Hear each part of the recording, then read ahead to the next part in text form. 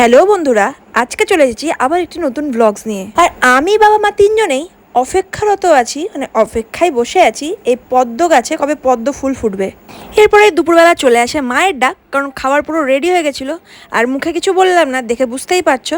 আর মাকে বলেছিলাম আজকে একটু ঝাল ঝাল করে চিকেনটা রান্না করো তো, কারণ জানি না কিছুদিন ধরে চিকেনটাও খেতে পারছি না ঠিক করে।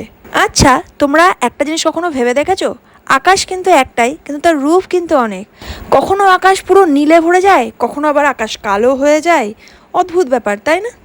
সকাল থেকে রোদটা মোটামুটি আজকে ছিল, ভাবলাম হয়তো আজকে বৃষ্টি পড়বে না, কিন্তু দুপুর থেকেই হঠাৎ আকাশের মুডটাই পাল্টে গেল, পুরো মেঘলা হয়ে গেল। আর ঘুমিয়ে গেছিলাম, তারপরে পড়েছে মুষলধারে বৃষ্টি। এত ঘুমিয়েছি টেরও পাইনি, বাবা আমাকে বললো, তাই ভাবলাম চলো আজকের দিনটা তোমাদের সাথে শেয়ার করি। আর এই গামলার জলটা ইউজ হয়ে গেছিলো, তারপরে দেখো আবার বৃষ্টিতে ভরে দিয়েছে, এটা বৃষ্টির জল। ঘুমিয়েছি যে এত মুষলধারে নাকি বৃষ্টি হয়েছে, বাবা বললো, আমি কিচ্ছুটি টের পাইনি, এত ঘুমিয়েছি।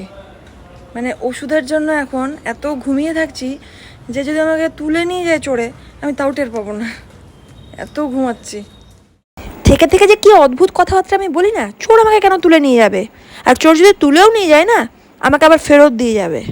আর ঠিক সন্ধ্যা পড়ার আগে আগে আমি ছাদে বসে বসে ভাবছিলাম যে আকাশের কতগুলো রূপ, মানে চারিদিকে দেখছি আলাদা আলাদা রূপ নিয়ে আছে। এরপরে বাবা সন্ধ্যাবেলা রচা বানায়, আর বাবার হাতের রচা কিন্তু দুর্দান্ত খেতে, আমি আরেকটা ভিডিওতে বলেছিলাম। তো চলো, আজকের ভিডিওটা রইলো এই পর্যন্তই, দেখা হচ্ছে নেক্সট মিনি ব্লগ।